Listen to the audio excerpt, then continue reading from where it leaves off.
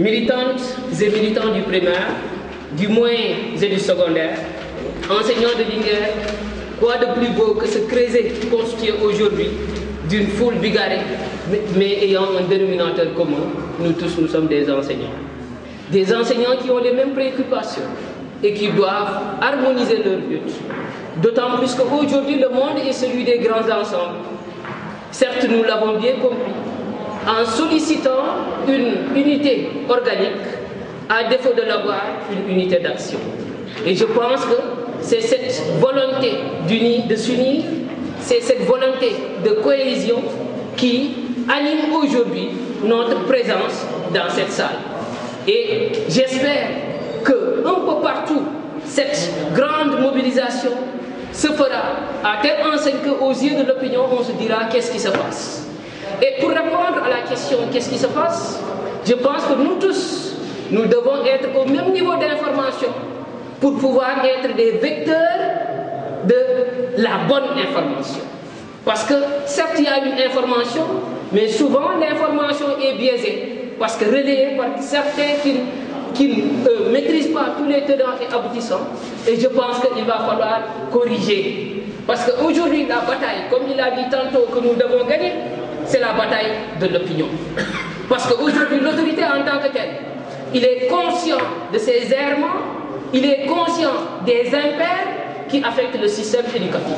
Donc si on s'adresse ou si on a un message à délivrer, ce n'est pas à l'endroit de l'autorité, mais c'est à l'endroit de l'opinion publique.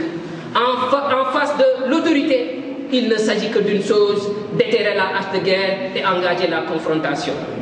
Pendant un bon moment, environ 3 ans, vous, enseignants du Sénégal, avez su faire preuve de patience, espérant une prise en charge sérieuse de vos doléances par le gouvernement de Macky Sall, qui s'était autoproclamé gouvernement de rupture dès ses débuts, en fredonnant, entre autres, Urbi et Urbi, qu'il ne signerait que des accords réalistes et réalisables d'une manière générale avec les partenaires sociaux et en particulier avec le secteur du syndicalisme enseignant.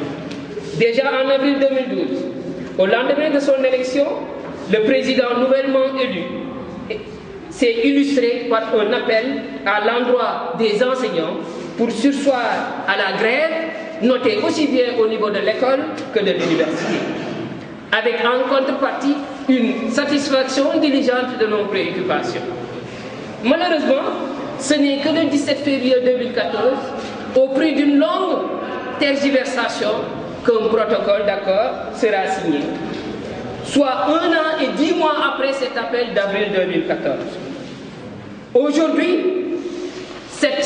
ce protocole avait porté sur 12 points qui ne sont qu'une plateforme compressée eu égard à nos revendications d'alors.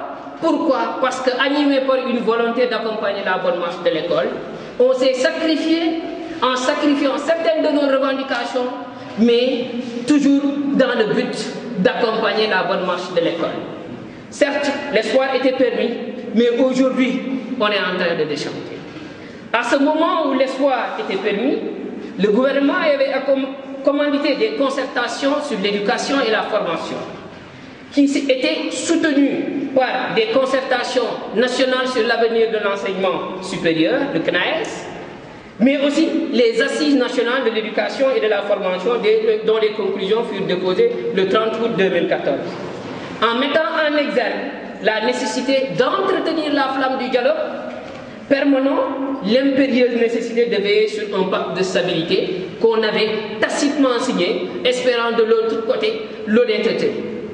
Mais hélas, pendant ce temps, la duplicité de l'État est déconcertante, faisant preuve d'un dilatoire immoral dans la concrétisation de ses engagements.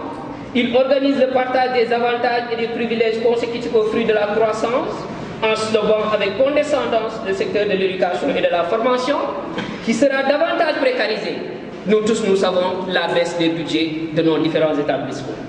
Nous en voulons pour preuve les baisses inopportunes enregistrées un peu partout dans les différents sous-secteurs de l'éducation. Ce contexte de démotivation n'a pu ébranler votre détermination à supporter sans rechigner les pénibles conditions de travail de tenue des enseignements apprentissages qui ont pour nom abri provisoire, surcharge horaire, effectif pléthorique, absence d'accompagnant pédagogique et j'en passe. Convenu par un désir de nuire encore à la stabilité du secteur éducatif, l'autorité adopte une multitude de logiciels qui ont fini par prouver leurs limites. J'en citerai le système Planète, très préjudiciable aux élèves et aux enseignants qui l'ont adopté, le film Planète, qui est source de désagréments dans la gestion des salaires et des indemnités, le Mirador, qui s'est révélé un moyen officieux pour retenir les enseignants là où ils servent. Par ailleurs, des contre-authenticités, pour ne pas dire contre-vérités, sont en permanence distillées par la tutelle, par le canal de la direction des ressources humaines, affirmant curieusement un surnombre d'enseignants et surtout de professeurs, alors que quelques mois après la rentrée des classes, nous avons constaté qu'un peu partout, les médias sont assiégés par des élèves demandant des professeurs. Annonçant l'absence de postes d'affectation à Thiès et à Dakar, au moment où les nouveaux sortants de la FASTEF ont vu certains d'entre eux affectés à Dakar, les moins nantis laissés en rade alors que le système en a besoin.